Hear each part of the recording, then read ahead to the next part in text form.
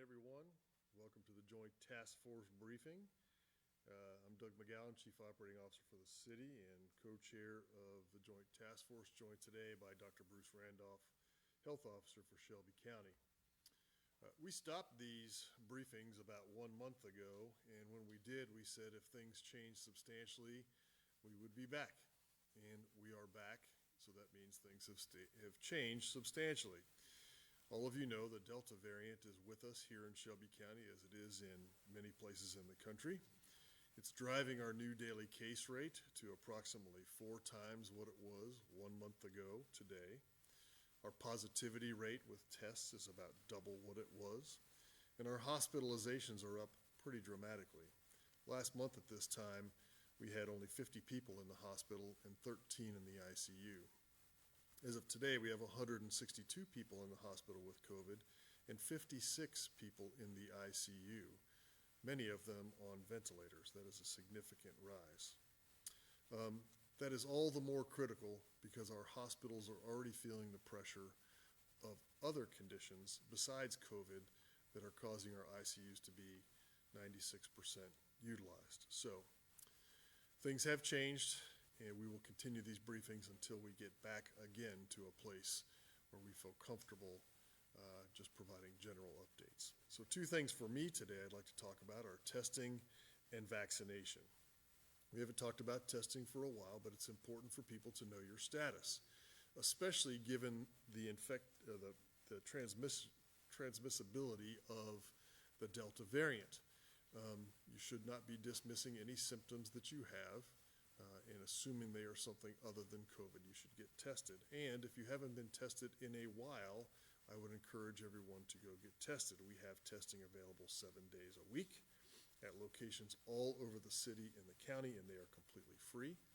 You can look at covid19.memphistn.gov if you would like to see a listing of those locations. But for public testing, you can drive to the old Lamar testing site down on RKG Drive, RKS Commercial Cove, or you can go to the Poplar Healthcare site out on Hacks Cross, and there are a number of other public testing sites available. Also, the private providers, CVS, Walgreens, Walmart, have lots of testing capacity available. In fact, before I came here, I went online just to see what kind of access I could get. I typed into several of the pharmacy websites, and I was able to find today 3 different times when it would be convenient for me to go get tested at one of those locations, again, at no cost. So it's very easy, it's free. I encourage you to go get tested to know your status. On to the vaccination front, we have administered 734,000 vaccines here in Memphis and Shelby County. 407,000 people have received at least 1 vaccine. That's data as of just about an hour ago. That's 43% of us here who live in the county. 333,000 have been fully vaccinated. And we are actually seeing a bit of an uptick over the last week or so, not a dramatic one, but a small uptick in the number of people who are receiving their first vaccine. So that means that we think our efforts to inform people are working, like our Best Shot door-to-door campaign, which continues. We have so far knocked on about 13,000 doors and spoken to thousands of people. Our team is providing information, and we're actually finding people who were hesitant or who thought they weren't going to get a vaccine actually flip their decision and decide to go get a vaccine. So we think that is working. We're also working on a pilot program where for people who would like to get a vaccine during our door-to-door campaign, we may make them available on the spot to people as we are moving through the neighborhood. We expect to have that up and operating by the end of the month. We will certainly continue to offer public vaccinations through this fall, and we encourage everybody to take advantage of that. We also will continue our pop-up vaccination program with our community partners all the way through at least the end of August, and you can find locations and times for those, again, at the covid19.memphistn.gov website.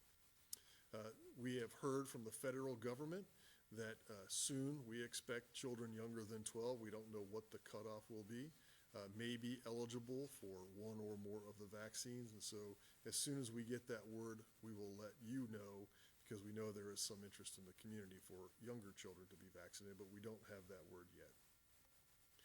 School does begin in August, which seems like we just got out of school, but it starts in August, so there's lots of events. We have supported some back-to-school events with Shelby County schools. There will be another back-to-school event on July 31st, Saturday, from 10 to 2 p.m. over at the Pipkin Building on Tiger Lane. Again, back-to-school event, haircuts, backpacks, giveaways, school supplies, and of course we'll be offering vaccinations at that time as well. Now, I'm certain that Dr. Randolph will talk about this, but I'd be remiss if I didn't say I understand there is CDC guidance out there, but my advice is that if you are in a place where you are unsure of this vaccination status of individuals, if you are unsure that you could be at risk for transmission of the COVID-19 virus, that I suggest you wear a mask. I will admit that 30 days ago when the case rates were low and I am fully vaccinated, I was very comfortable going almost anywhere without my mask. Felt confident that I was protected.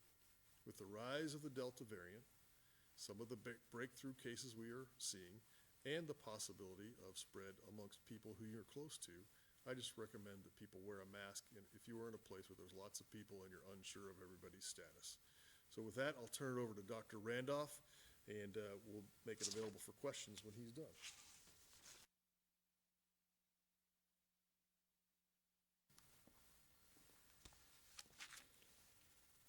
Thank you, Chief McGowen. Greetings, fellow citizens of Shelby County. I'm Dr. Bruce Randolph, the health officer for the Shelby County Health Department. And I'd just like to share with you an update on our data. Chief McGowen has already alluded to a lot of it. Indeed, we are experiencing an uptick in our numbers. To date, we have a total cases of 102,502 people who've been diagnosed with COVID-19. We're reporting that the new cases as of 7/21 yesterday was total 259 new cases reported. Total deaths 1,706. The 7-day average is currently 174. I just want to emphasize something. A month ago, the June 21st through June 27th, the 7-day average was 22. Now the 7-day average is 174, almost 8 times increase, over 600% increase. The other thing I want to highlight is that our positivity rate, almost a month ago, was down around 2.7. Now it is 11.1%. So we indeed are experiencing increase. There have been some concerns about breakthrough cases. Of yesterday rather, we've had a total of 458 breakthrough cases. But that's out of the 400,000 people who have received the vaccine. So breakthrough cases are a concern because of those breakthrough cases, 30 of those have been due to the Delta variant, and we've had 2 deaths as a result of the breakthrough cases. But what is a more important concern is that 88% or more of those individuals who are hospitalized, who are severely sick, who are in intensive care that Chief McGowen alluded to, 88% or more of those are unvaccinated. And that's my message, is that if you are unvaccinated, you're at risk. And therefore, again, we are urging everyone who's not vaccinated to get vaccinated, because that is the safest measure you can take.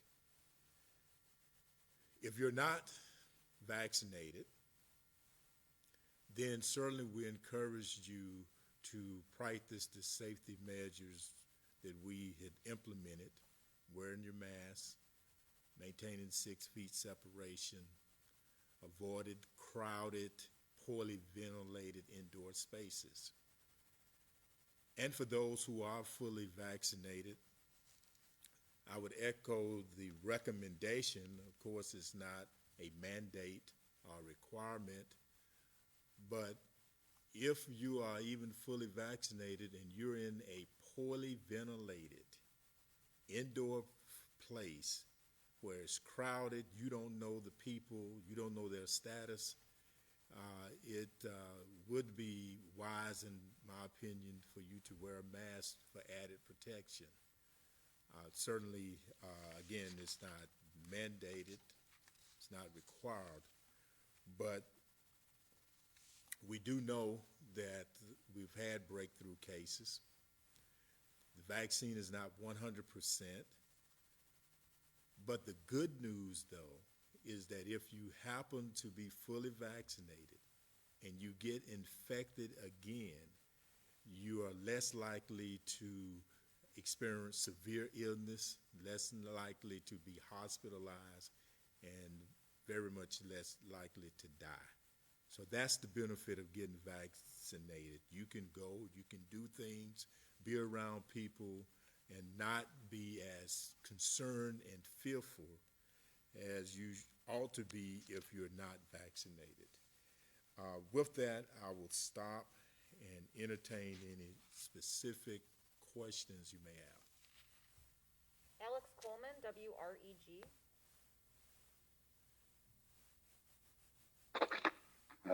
Dr. Randolph, can you hear me? Yes. Wondering about hospitalizations, especially with the numbers going up, and in light of the commercial appeal building, the old alternate care facility now being officially shut down. Was that a premature decision maybe made by the state? What's your thought? Well, I really would not comment on that in the sense that that's a decision that the state made based on the numbers and data. Even when our numbers were much higher, that hospital was not activated. So I don't think that we're at that point where that would be required. I don't know if Chief McGowen has anything to add to that or not. But so bottom line is that really I don't have much to say about that. Okay. Doctor, also, what about the status of course, in a few weeks, schools will be opening again in Memphis and Shelby County. Any recommendation about masking up for the different school districts in light of the numbers going up? Well, certainly, one, we don't have a mandate. The health directive, number 23, pretty much makes recommendations. It is the schools' governing bodies that will decide on the measure that they feel would better protect their students, teachers, and staff. And so we would leave that up to them. It's my understanding some schools are choosing to not require masks, others are. And I think that's an individual decision. Of course, if you're in a situation where you are 3 feet or less and no one is wearing a mask, there's increased risk, but that's something that each individual have to take into account. Brad Broders, Local 24. Thanks. Segueing from Alex's last question, Dr. Randolph, first, what's the health department's position about masks in schools regardless of vaccination status? And do you think it will hinder the potential uptick if there's different rules for different school districts within the county? And I have a follow-up. Well, I mean, our position is that we have made recommendations that, one, if you're not vaccinated, right, you should practice those prevention measures, maintaining social distancing, wearing a mask, avoiding poorly ventilated facilities. That recommendation applies to anyone, any setting. However, we also respect the rights of individuals to make choices. We also respect the right of businesses and schools to make choices. And our position has been that we've provided information.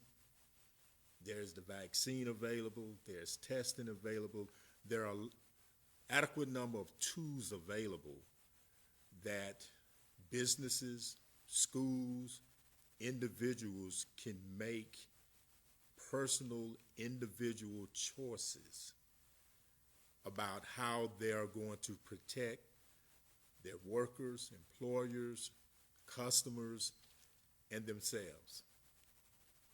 So I want to make it clear to everyone that, our recommendation, especially if you're not vaccinated, is that you should protect yourself, wear the mask, maintain the social distancing, and avoid the poorly ventilated indoor crowded spaces.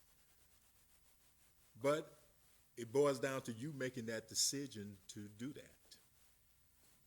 We're not requiring it or mandating it.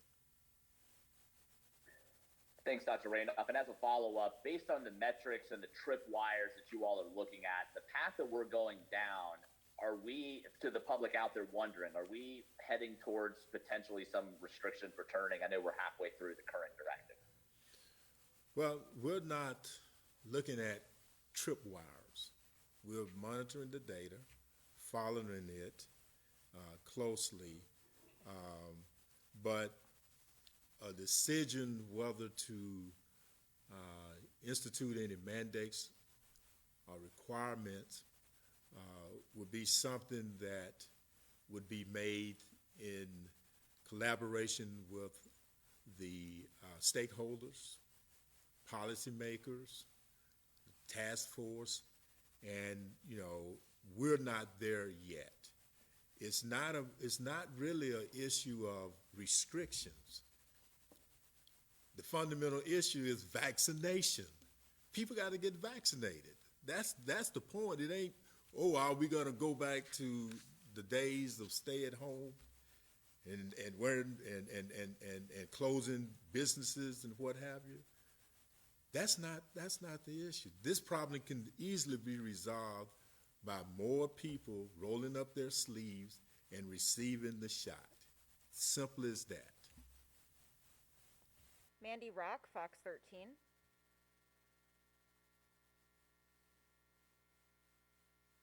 Hey there, this is Mandy Rock with Fox 13. I was just wondering if you could go into a little more detail about the number of breakthrough cases that we're seeing, if you're seeing more younger people get those cases, and how you're encouraging people who haven't gotten the vaccine to still get it, even though it appears that breakthrough is on the rise. Well, I don't have before me the breakdown in terms of the demographics of those breakthrough cases. But what we do know on a national level is that cases are occurring more among people who are unvaccinated. And the thing about it is that there's this attention to the breakthrough cases. But if you do the math, here in Shelby County, we've had 458 breakthrough cases. We've vaccinated over 400,000. that breaks down to like a 0.14% or something like that average, less than 1%. So it's not breakthrough cases that's driving these numbers up. It's unvaccinated individuals. That's what's driving the numbers up. Great, thank you. Was there a follow-up? No follow-up, thanks. Michaela Watts, Commercial Appeal. Yes, good afternoon. I just have a couple of questions around hospitalizations. I wondered first, Dr. Randolph, if you could elaborate on what age ranges we're seeing among the current, those currently hospitalized with COVID in the ICU unit. I do not have that data before me. Do you, Mr. McGowen? The exact age is No, yeah. trending younger. It's trending young, yeah. I mean, that's sort of the trend nationally, and I'm sure we're mirroring what is going on a national level. But I don't have those exact demographics before me in terms of, what age groups are being hospitalized. I know that there's been some reports in our surrounding areas of young people being in the ICU and on ventilators. To what the extent that applies to Shelby County, I do not know. Great, thank you. And for my follow-up, I just have a clarification question. I could have heard wrong, but I thought I heard you guys say earlier that there were 162 COVID positive patients in acute care rooms. And I'm looking at the Hertz data from July 21st, yesterday, and it says 106. I just wanted to clarify that number real quick. You want to address that? I'll let Chief McGowan address that. Thank you. It's 162 total. That means 106 in acute care and more than 50 in ICU. So that's where you get the 162 total. Parker King, Does that answer it? Okay, go ahead. Sorry, go ahead. Parker King, WMC. Go ahead. Yes. Hi. Chief McGowan touched on the door-to-door campaign, and Dr. Randolph is more than welcome to touch on it as well. But I might have missed this first question, but are there specific areas in the city and county that you're targeting with this door-to-door campaign? And my second question to follow that is, when you talk to people and you talk about maybe convincing hundreds or thousands of people to switch over to the vaccine, is there a consistent reason people are providing you as to why they're choosing not to get vaccinated when you have conversations with them? So that's a good question, and thank you for that. Yes, we are targeting very specific neighborhoods where we see the lowest uptake of vaccine and where the positivity rate is the highest. So where there is apparently vaccine hesitancy, that's where we're going door to door. Let me go back to some of the efforts. We clearly have an overarching strategy of just communication to the public, but we also have a phone bank. I mentioned several months ago that we were treating this like a political campaign. So we have a phone bank of individuals through our partnership with the University of Memphis who have made more than 47,000 phone calls. They've reached about 27,000 households with that effort, and they have spoken to many individuals to try to give them information to get them over vaccine hesitancy. And so that is one level of effort. The next is the going door to door with our Best Shot campaign. And yes, that is an effort where we've reached more than 13,000 households, and we will continue to do that work over the next few months in order to have that interpersonal interaction. And as a part of that, we will launch the first week of August our on-demand vaccine program, where if somebody decides on the spot that, you know what, yes, I would like to get a vaccine, we will have somebody at their home within just several hours in order to provide them that opportunity once they have made that decision to do so.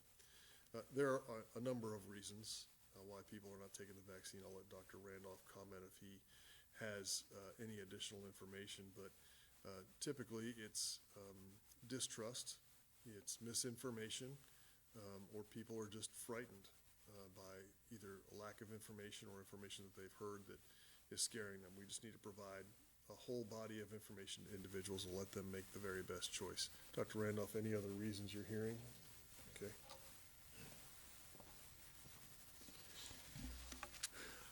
Additional reasons that I've have heard includes things such as, well, I've been infected already, so why do I need the vaccine? Because I have some immunity. And the truth of the matter is that if you've been infected, you do have some level of immunity. We do not know exactly how extensive. Some studies have suggested that when you measure the antibodies of someone who's been naturally infected versus someone who have received 2 doses of the vaccine, those who received 2 doses of the vaccine have higher levels of antibodies. And so there's been some other studies that suggest that even after you've been infected, if you get vaccinated, you even have more antibodies. And so I'd strongly encourage those who say that, is that, yeah, you may have some immunity, but if you get vaccinated, you got extra dose. You got even more. And so you should get vaccinated. Another reasons that I've heard, too, is that some people are sitting on the fence, so to speak, waiting for the FDA to give the final approval, because we are operating under an EAU, EUA, and some are still just would prefer that this was completely, fully approved by the FDA. That process is ongoing. But I tell people that the reason why the FDA allowed this vaccine to be made available under the emergency use authorization is because they found out in the studies how effective it is. And so the benefit from the vaccine outweighs the risk of the adverse effects of the vaccine, and certainly outweighs the consequences and risk of getting infected and subsequently dying from the virus. And so I encourage people to not simply wait for the FDA approval, but to go ahead and get the vaccine. The last one that I've heard is that they would say, well, I would get the vaccine once my doctor offered it to me. And so I want to just encourage my fellow colleagues in the medical community to really talk to your patients, educate them, guide them, encourage them to get the vaccine. I understand that it's difficult to provide it due to some of the requirements of maintaining and storing it, but certainly if you're not offering it, encourage your patients to go somewhere and get it. And so those are some of the major reasons, additional reasons that I've heard. We are out of time. Are there any closing messages today? One thing that I want to just mention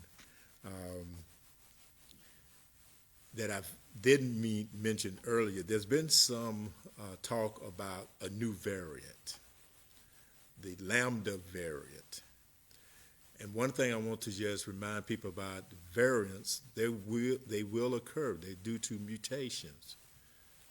The Lambda variant that recently have come into the news is a variant of interest, not of concern. The Delta is the one that's of concern because 80% of our cases occurring in Shelby County is due now to the Delta variant.